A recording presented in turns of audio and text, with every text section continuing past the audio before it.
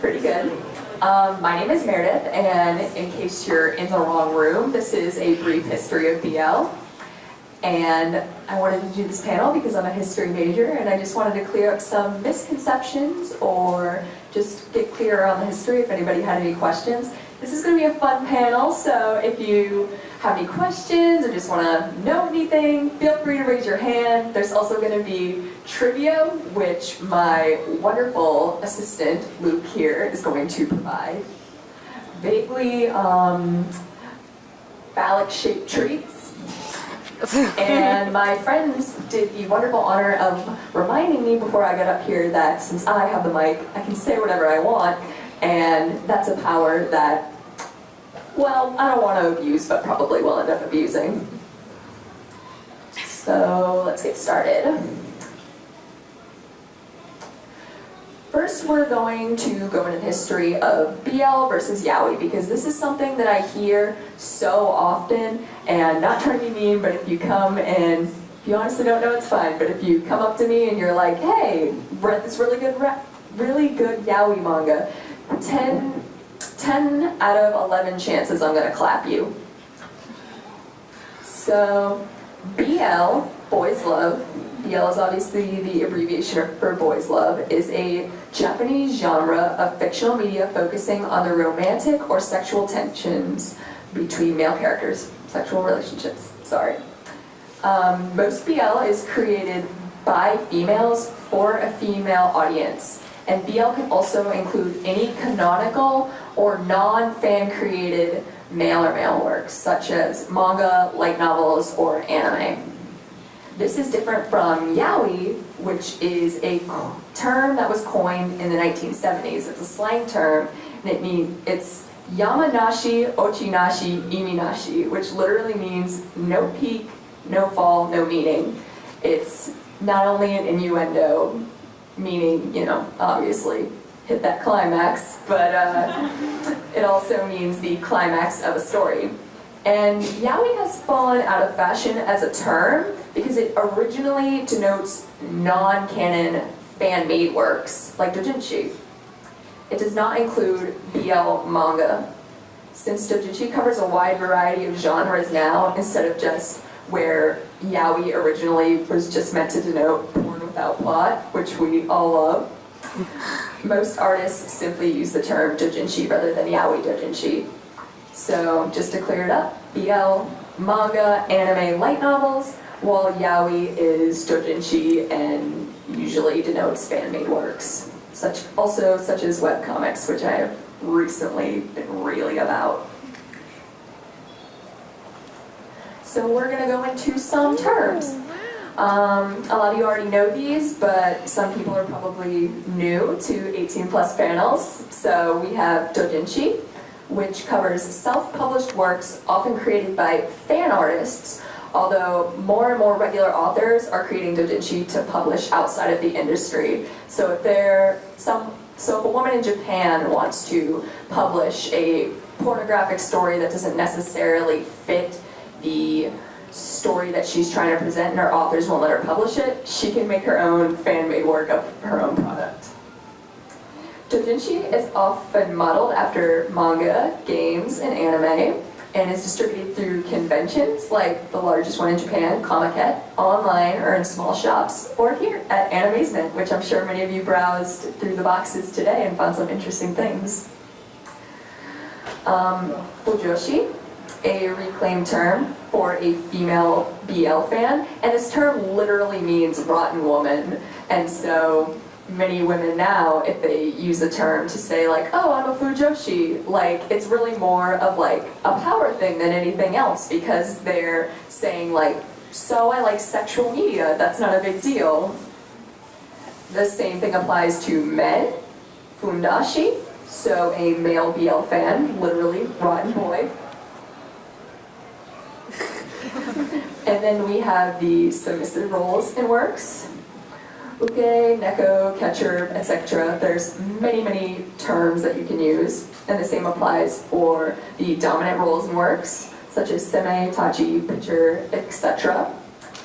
And then we have shonen, manga aimed at the teenage male target demographic And then shoujo, which is manga aimed at the teenage female target demographic. And you may be asking yourself, hey, why is she talking about shoujo at a BL panel? I came here for men. Well, BL, the history of BL, actually is very much intermingled with shoujo. BL manga originally stems from shoujo manga created in the 1970s. Plots created by shoujo manga authors during this era would focus on platonic or heavily implied relationships between two beautiful boys. These tanbi, or aesthetic stories, are responsible for coining the term shonenai, or boys' love, which denotes a story with younger boys, younger teenagers, versus where BL manga is usually older men. The most notable of these shoujo artists was a group of female authors known as the Year 24 group. Their works are considered classics of shoujo manga and revolutionized the genre for their creation of stories revolving around sexuality and gender issues. Their name is also called the Fabulous Year 24 group and refers to the date in which a majority of these authors were born in Showa 24, 1949. These women thus came of age during the sexual revolutions of the 1970s and are responsible for all of the works that we see today, mainly, in Japanese media regarding male and male relationships. Following the 1970s, the 1980s continued upswing in the creation of early BL as both women and girls created highly sexualized parody doujinshi of rapidly emerging shonen anime. Way to stick it to the boys, ladies. And in these doujinshi, characters from shonen anime, two best friends or partners or villains or anything would be recast as gay lovers. For example, Mobile Suit Gundam. And Gundam anime is actually responsible for a huge portion of early doujinshi. So if you've ever watched a show where two robots are clashing swords, congratulations, that's an innuendo and you're gay. Alright, to get us started, we have our first trivia question. Even if you don't know it, feel free to raise your hand and take a guess because there is a huge chance that you will definitely be right. My friend Luke will be coming down to the mic so we can hear you, so speak up and let's hope you win a prize. Is it okay if I raise my hand? Yeah. I know what it is. They're working. Okay, cool. Alright, so trivia question number 1. This work was finally serialized in 1976 after a 9-year-long ongoing fight between the author, Keiko Takemiya, and her publishers. Takemiya, who refused to censor sexual elements in the work, was heavily inspired by French aesthetics when writing this story. As it is one of the first manga to explicitly feature homosexual relationships, it is considered the first true BL manga. And our options are A, A Lonely Man's Struggle, B, The Poem of Wind and Trees, C, Fake, or D, You're My Love Prize and Viewfinder.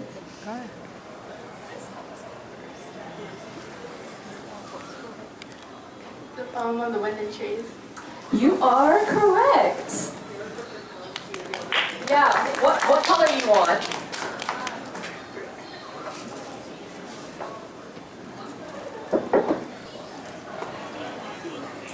And now it's time to talk about it. I love vintage art. Kazeto Ki no Uta, or The Poem of Wind and Trees by Keiko Takemiya, is considered the first true BL manga. The manga recounts the personal relationships between two students, Sergei and Gilbert, students at a boarding school in Provence in the late 19th century. Sergei is the son of a French viscount and a Roma woman, and he becomes roommates with Gilbert, a son of French nobility with a horrendous family history. The story focuses on lighter themes of adolescence and coming of age, while combining with darker themes such as homophobia, familial sexual assault, and drug abuse. While considered dark and depressing by today's BL standards, the art style is feminine and whimsical, reflecting the author's shoujo background. Does it remind anyone of a work that you might have seen, the style? Rose of Versailles. Definitely. Authors of this era all have sort of the same vague style. So we have the large eyes and the curly hair and the tears that flow like rivers. So next we have some tropes and genres. So you're looking at the list, but does anybody have any tropes that they would like to share, or any tropes that they know that they often see in BL manga? Let's see.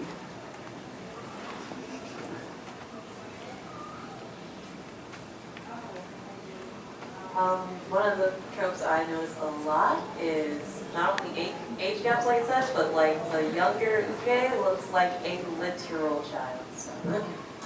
Very true. See that way too often, but it's my preference.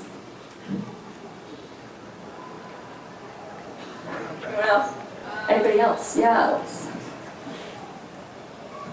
It was a lot more common in the 90s and kind of in the 80s, but the whole I raped you but you still love me like trope, we're like, oh, you know, that just means I care. Glad it's not popular now.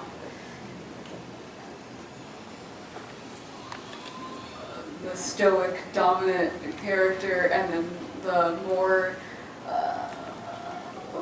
Cutesy. cutesy, kind of like emotional, submissive of a relationship. Oh, that's true. Give it up for those triangle chins. We got a picture of gravitation up there before, and that's them pointy chins. Yeah, basically, if you've seen like any early 2000s anime or read any early 2000s manga. In the love triangle, the one character is just completely oblivious that there's another character in love with them, and just completely denies it, no matter what evidence they are given.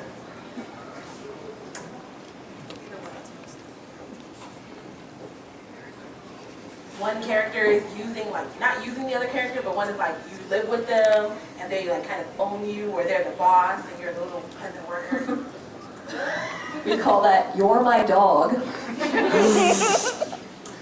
Fetch. We have the trope where there's only one role, like there's one dominant character, and they're always dominant, and there's like one that's always submissive. There's no switching. That's like a trope. Bless you. I just... It's definitely a thing I noticed. Have I mentioned how straight How have I mentioned how straight I am today? Incest. No. Yikes. Unfortunately, it's Yikes. true. Oh, wait. There's also step siblings. Yeah. Oh, yeah. Step brothers. Yeah. With legs, arms, and fingers. That's a leeway. Come on, man, don't lie. You love being touched by another guy that's got skeletal fingers. I don't know what I meant to say, but I refer to that as the anatomy. What's that? Oh, yeah, no anatomy. Anatomy is like non-existent. Very true. I find that though the genre at large is incredibly problematic, the few rare gems that are not completely fraught with, oh, right, right, it's this genre. Okay, next, are usually worth it. If you're one of us who's like, I need something queer. Queerer. I need it to take less effort to read. I need it to involve cuddles. Oh, you want the slow burn. None of that. If you know me as any of my friends do, you will know that my reading list has gotten shorter and shorter as my standards have gotten higher and higher. It's that shock. More friends, but gayer. Hell yeah, Tell you BFFs. guys about the new Cardfight Vanguard show. Oh my Turning the god. bad boy good. Oh yeah. I don't know, that's a good one. Luke, it's Fair your... to that. I mean, everybody loves a guy that finds a kitten in a box in the rain. Anybody else? I'm here for it. Okay, this is the last one. If there is a woman and the love triangle, she's usually a bitch, and bi men don't exist. Yeah, that's true. There's no such thing as bisexuality. That's a trope. Thank you. Let's get some bi-representation up in here. Alright, so we've got a collection of tropes on here, some of my favorite being the Yakuza and Cops. If you've ever read Like a Beast, you will know. Excellent. But we've got our example up here as love stage because Ryuma's having the gay panic when he realizes that the woman he's been in love with for 10 years just, happens to be a man. No big, happens to the best of us. We also have things up here, the more common ones like crazy jealousy, age gap romances, entirely gay cast. One that we hear a lot, if it's you, it's okay. We have ambiguous gender, coworkers to lovers, dubious consent,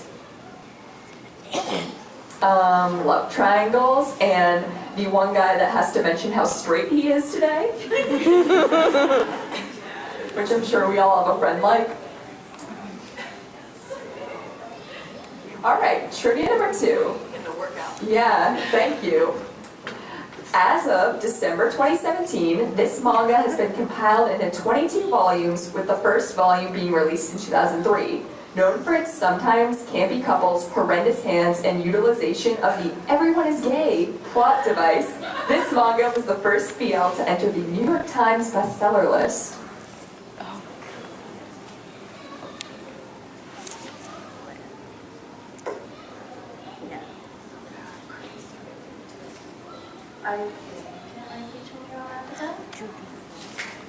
Ding ding ding, we got a winner. What color do you want? Pink, yellow, and green. Pink, color green. Junjo. Also, now that you guys know it's Junjo, I will give a sucker to anyone that can name the 3 couples in the work.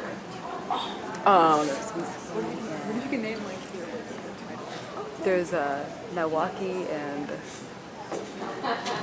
can't. Everyone has phones. You can pull out the phone. I guess I'm just old then.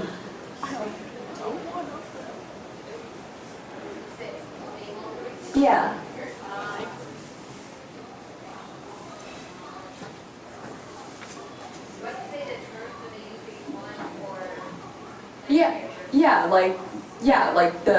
Because this series, has like couples have like a specific name assigned to them, so go for it. Okay, so there's egotist, terrorist, and romantica. Ding ding ding, awesome. And then people call me out for being problematic because no offense, but terrorist is my favorite. So we have Junjo Romantica by Shinjuku Nakamura. Yeah. And you can see, based on one picture, the art progression has gotten much better from 2003 to 2016. Look, the hands are Not better. the best, but better. We're always aspiring for better. Yeah, he got better. Okay. So another genre outside of some of the genres and tropes that we've listed is the difference between bara and soft macho. My friend here is a big fan of the bara genre, and that's something that I've seen people make a lot of misconceptions about, so I was hoping to, wrap that up. Our example on the left is Priapus, and Priapus is a pretty interesting, it's the best. It's a pretty interesting bara series if you've ever read it. The author is absolutely in love with muscular men, head over heels for muscular men. And so the plot revolves around Priapus, a god who goes to his boss, Zeus, and Zeus says, I think that people are too terrible today, so I think I kind of want to end the human race. And Priapus, just casual as can be, says, oh, I know how to do that. People will no longer procreate because I will fuck all the men and thus turn them gay. And so the plot consists around stories of one and done in which he uses straight men and thus leaves them for gay forever. He's a cruel lover like most people in mythology. And Bara, as a genre, consists of manga that are written by gay men for straight men. And even though some of the plots can be ridiculous by gay men for gay men, I apologize, sorry. Yeah, so Bara is manga by gay men for gay men, and even though sometimes the plot lines can be ridiculous and campy and the art can be a little shaky, it's still targeted more towards the LGBT community than regular BL manga, which is usually written by a woman for women. And Bara manga also usually the art consists of muscles, just titties. And generally from the research that I've done, there are two very distinct ideas of what gay is in the Japanese community, and it's either your stereotypical effeminate men or a bodybuilder. So there's no in between. That guy. And that's different than soft macho. And our example here is Pretty Men Fighting Dirty by Sakura. And Sakura has tons of licensed works which you can do, including Sailor Men, which I would recommend. Nasty, but I would recommend. And soft macho is, again, like most BL, written by straight women for straight women. And it usually has the same muscular bodies, but the men are considered more aesthetic. So while the man on the left has more of sort of a beard and a spiky haircut, the men on the right have more of that beautiful flow and shiny skin and youthful appearance that we've come to know so well from BL manga. Okay, we got our third trivia, and I hope some of you are into this anime like I am. This anime, while not of the BL genre, is still popular today, not only for its storyline, but for the hundreds of doujinshi dedicated to the two main male leads. Every year, Comiket devotes entire sections of doujinshi inspired by the superhero comedy drama in which the main character can only generate his powers for 5 minutes at a time.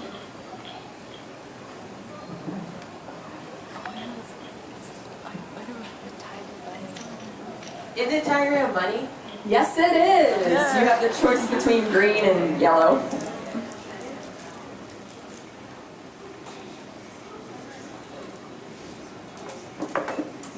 Thank you, Shot Boy. And something interesting is, not a lot of people, unless you're sort of in fandoms like we are, attend conventions, know about how popular the draw of doujinshi is in Japan. Comiket is a huge event held at Tokyo Big Sight biannually in the summer and in the winter, and on average has over 500,000 people attend per weekend. And so depending on the popularity of the shows or the ships, a single ship can have up to maybe 3 entire rooms of doujinshi dedicated to it, which is incredible. You will have a lot to sift through after waiting in line for many hours.